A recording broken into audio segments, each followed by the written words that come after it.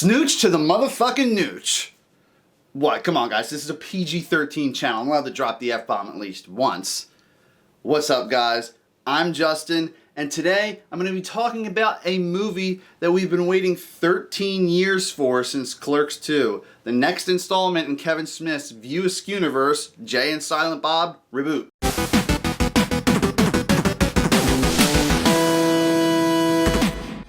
So for those who aren't familiar, Kevin Smith created a whole universe of movies taking place under one roof called the View Askewniverse, way before Marvel Studios had the idea. The films consist of Clerks 1 and 2, Mallrats, Dogma, Chasing Amy, Jay and Silent Bob Strike Back, and its sequel, which is out now, Jay and Silent Bob Reboot. There's also a Jay and Silent Bob super groovy cartoon movie. It's like a little animated movie. If you count that, whatever. Then if you do count it, this is technically speaking the 8th. But so let's start out with the plot. This movie takes place 18 years later after the first Jay and Silent Bob Strike Back film. In the movie, and in real life, coincidentally. Two best friends, Jay and Silent Bob, are the basis for a comic book called Blunt Man and Chronic. 18 years ago, they made a fictional movie of the same name. Now we come to 2019, where they're rebooting it because we're just smothered by so many reboots nowadays, and it's called Blunt Man v Chronic, parodying off the Batman v Superman movie. So it's up to our favorite stoner duo to stop the Blunt Man and Chronic film from being made. Again. For slightly different reasons now. Okay, so starting off with the acting.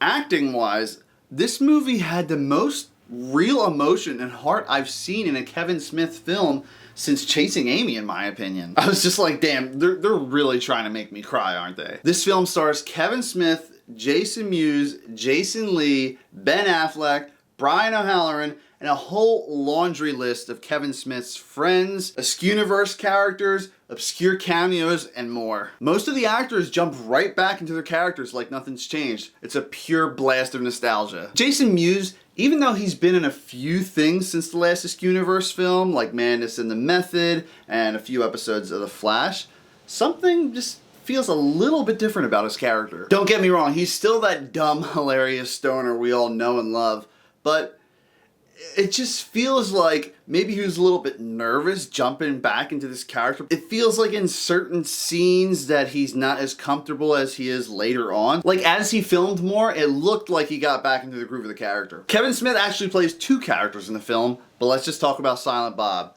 He still makes those goofy ass facial expressions from time to time, has the one specific moment in the movie he will talk, and they even found a way for him to communicate with others in the film without talking, which I thought was a great way to kind of usher his character into a modern era. I want to keep this film review as vague as possible, but they do give a lot away in the trailer. I would say there's some inconsistencies with this movie. I'm sure Kevin Smith has a hilarious explanation for it.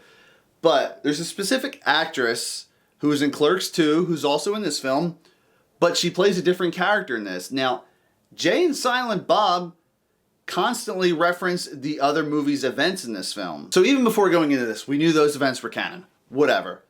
But are we to assume that she's like a doppelganger, like an Earth 2 version of her character from Clerks? Or, now stay with me here, we take a look at Brandon, played by Justin Long, who's in Zack and Miri Make a Porno. He's in this film playing Brandon as well. Now, Zack and Miri is not part of the View Askewniverse, but is it now? So would that mean that Jason Mewes' character Lester is now canon? Like he's out there in the Askewniverse as well? Is Justin Long's character from Tusk now canon too? I wonder if he's just leaving room to put all of his movies under one umbrella now. I guess it can happen. What I mean by inconsistencies is, in Jay and Silent Bob Strike Back, we had Ben Affleck play Holden, the character from Chasing Amy, and he also played himself in the movie, Ben Affleck. Jason Lee played Banky, and he also played Brody. I think what I'm trying to get at regardless is, Kevin Smith has put all these characters, whether they're in the Askewniverse or not, under one roof now with the Jay and Silent Bob reboot. But in the end, they didn't really give an explanation as to how. I'm probably thinking about this way too much for something that's just a Kevin Smith film. But hey, this is the shit that nerds like me debate about all the time. Alright, I'm gonna make a bold comparison here.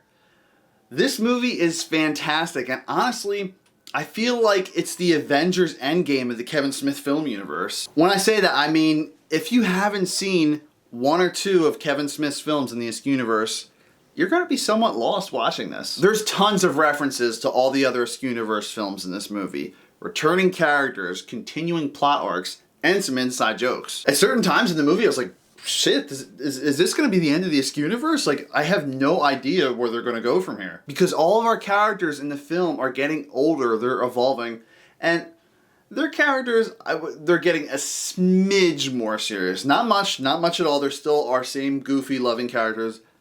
Just a tiny bit, though. It feels like yesterday I stole my brother's Jay and Silent Bob Strike Back VHS tape when he wasn't home and watched it. I must have been like 13 or 14 at the time. I was not old enough to watch that movie. I've seen all the films, been to some of the filming locations, met a good amount of the actors and actresses in the movies, such as Kevin Smith, Jason Mewes, Shannon Elizabeth, and hell, I've even been an extra on Comic Book Men before. This movie, it's just really special to me because just like that feeling we got with Avengers, that 10 years of culmination finally paying off in one final film with everyone in it, Avengers Endgame. But at the end of the movie, you're just like, where do they go from here? What do they, like, I have no clue what to think. For me, the Kevin Smith film universe has been a part of my life for a good 15 years now, and I really hope he keeps making more movies. Like, not only is Kevin Smith making movies with a little bit of drama, a lot of humor, he's also making movies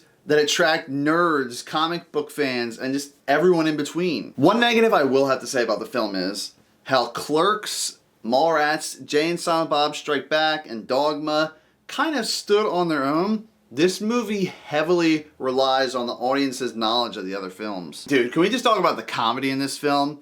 Kevin Smith, the dude who has no shame, makes a religious film, Dogma.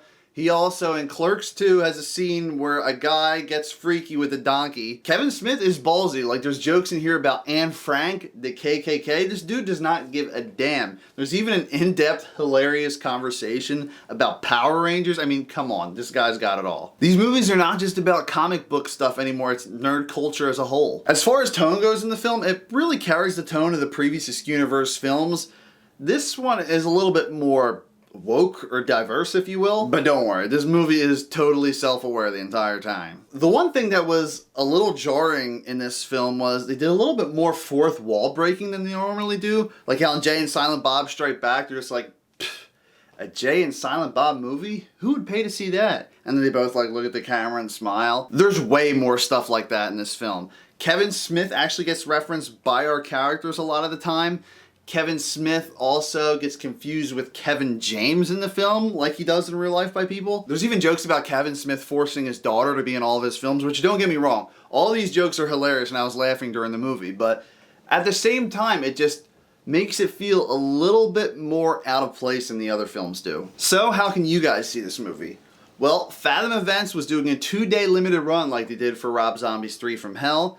If you went on the 15th, you got a free limited edition poster. Jay's got the cock knocker fist on, that's what's up. And afterwards, they showed you some bloopers, some cast interviews. It was really cool. On tomorrow the 17th, they're doing a Jay and Silent Bob double feature. Jay and Silent Bob Strike Back is first, and then Jay and Silent Bob Reboot is afterwards. If you can't get out to that, well, Kevin Smith and Jason Mewes are taking their movie on the road. Jay and Silent Bob's Reboot Roadshow. They're going to all these different cities throughout the US, Canada, and I think they're even going overseas with it, and they're doing all of that until 2020. So definitely check it out if it's showing in a theater near you, because Kevin Smith and Jason Mewes are going to be there. They're going to be doing Q&A afterwards. It's going to be awesome. I already got my tickets for next month. My final thoughts? I love just about every aspect of this film. The action, the comedy, the acting, the cameos, all the callbacks they did. And hell, even the dramatic scenes with heart were a welcome addition to these characters. I did like Jay and Silent Bob Strike Back a little bit more, but this is a worthy reboot, sequel, or as Kevin Smith says in the film, requel to the View Askew universe. Jay and Silent Bob Reboot gets an 8.5 out of 10.